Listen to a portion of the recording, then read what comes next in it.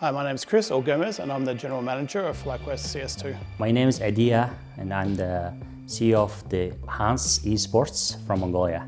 Hi, I'm Ross Rooney. I'm the Strategy Analytics Lead at Fnatic, a London-based esports organisation. Hello, my name is Vlad and I'm the CEO of Bait Esports. I think the best way to describe what I do is just making sure the players are equipped and they actually make it to the tournament on time and they're comfortable and everything's taken care of so they can just focus on the game. Ultimately, it's player recruitment, building models, data, player evaluation to make sure that Fnatic are constructing rosters that are competitive and value for money. I had a 10 years plus professional gaming career. Before I was playing CSGO and then I switched to Valorant. I was IGL in teams, managing them, building them. My background is I'm a software engineer, so I was a software engineer back in States. Before esports, my professional background was IT. I went to university, did a degree in IT and e-commerce, and then got into Counter-Strike just after that. I've always been involved in esports since I was young, but my formal education and kind of traditional background is in finance. I've been living in London for 8 or 9 years now, and for the first kind of 5 or 6 I was working in finance. In capital markets and kind of treasury teams, and as an analyst for a while.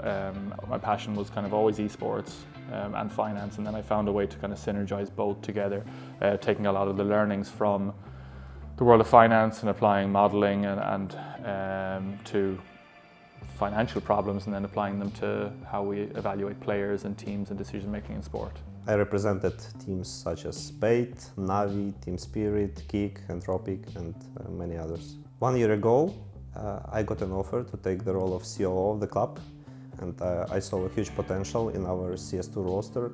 So after a successful year, from now on I'm a CEO of the club, and by the way, it's the first interview where I'm kinda announcing it. Actually, the Half-Life was my first game played, and then the Counter-Strike came in, right? I had a team, like in Ulaanbaatar, Mongolia, we had a team called MOB. So the team was doing really good, like top 3, I would say. It was like a 1.6 era, so really all the time. Yeah. Originally I was a player, but as you can probably tell, I'm a bit older than some of the players at the moment. So when I was playing, there was no prize money, there was no tournaments, there was nothing. As I got a little bit older and I was studying at university, I got a job at hltv.org, and I was just helping them with the Asian Australian time zone because they were all asleep and they needed someone who spoke English in that sort of time zone for Chinese events mainly. So that was me. I worked there sort of part-time whilst doing university stuff. I made a lot of contacts with HLTV, with ESL, PGL, StarLadder, different tournament organisers. I always obviously played when I was young, and I think that's normal for most people who do end up in kind of roles like I have within esports. I also coached Counter-Strike team prior to making the full transition to esports. So I was still working in finance, and kind of just before COVID hit, got back into coaching kind of full-time-ish with an organisation called Endpoint, which is a UK team, where I was kind of applying the learnings from the world of finance into how we signed players at Endpoint. So it was trying to build player evaluation models off of the data that was available to us at the time. I had kind of a fruitful period at Endpoint where we signed a lot of players and we turned them over and sold them to other organisations. And one of those players ultimately was Mezzi, who sold from Endpoint to Fnatic. Then I joined Fnatic. They said, do you want to come over and kind of try and do this full time, look after our kind of recruitment strategy and roster construction within Fnatic across our esports rosters. And then I had the displeasure of selling Mezzi again to Vitality, where he's gone on and had great success. So yeah, it's kind of trying to apply a lot of what I've learned from finance into esports. Yeah, so my day to day, it's a bit challenging being from Australia because of visas and so much travel. It takes us 30 hours to get to a tournament and 30 hours to get back. And we have limited days that we can actually be in Europe. So we have to plan our schedule pretty carefully and make sure we don't run out of days, because you can't get extensions. If you run out, you're out. So for this tournament specifically, I think we've got 5 days left. Assuming we win the entire tournament, we'd have 5 days spare. So just trying to plan exactly that throughout the whole year is very tough.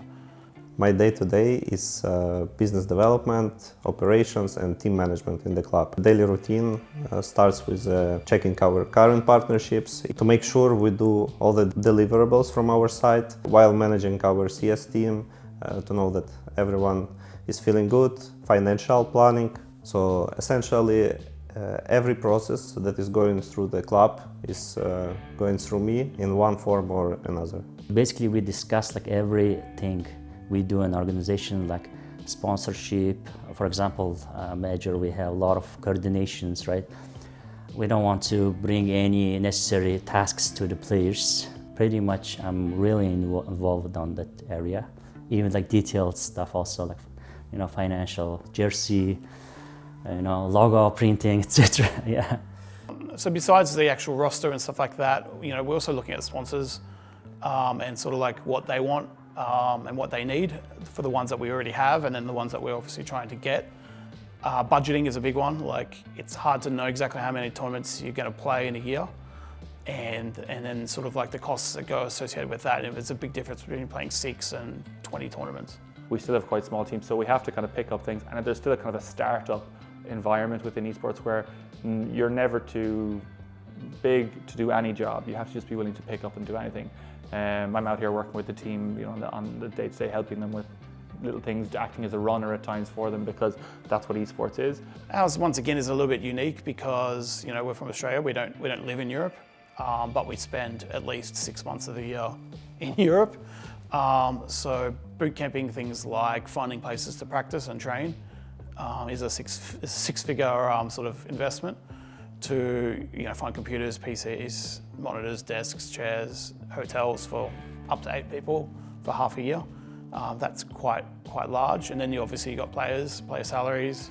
They have rights to stickers, prize money, and then on top of that, they have bonuses for certain achievements at different tournaments. And then there's staff and those sort of things, and then there's food as well. So every day I wake up with the thought that I would like to build one of the best clubs, esports clubs in the world, that's gonna be known worldwide and be on top of CS.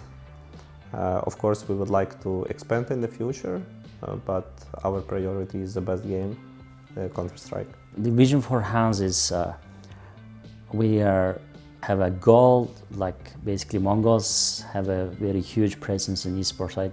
We would like to have also to follow that path. I mean, our vision is to create a big organization in Mongolia. So we're in a major right now, so the first step actually achieved, I think. Trying to represent Australia, but live here is probably where we're at the moment, and I think it'll stay like that until our scene becomes a bit stronger.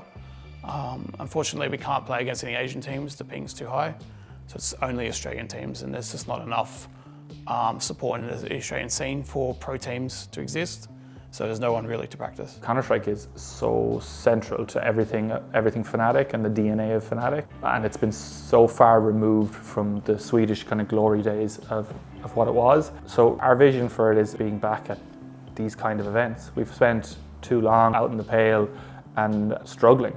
And it's been really rough times for fans, and as a fan as well of the team, it's been brutal for us. We have been growing really steadily the whole year. So we qualified for 2 majors in a row, and lately, for the last 6 months, we have been competing consistently on Tier 1 events. So this is what matters, and I would like us to stay on this track and getting even higher and higher. So I expect us to be within top 10, maybe in the next year or 2.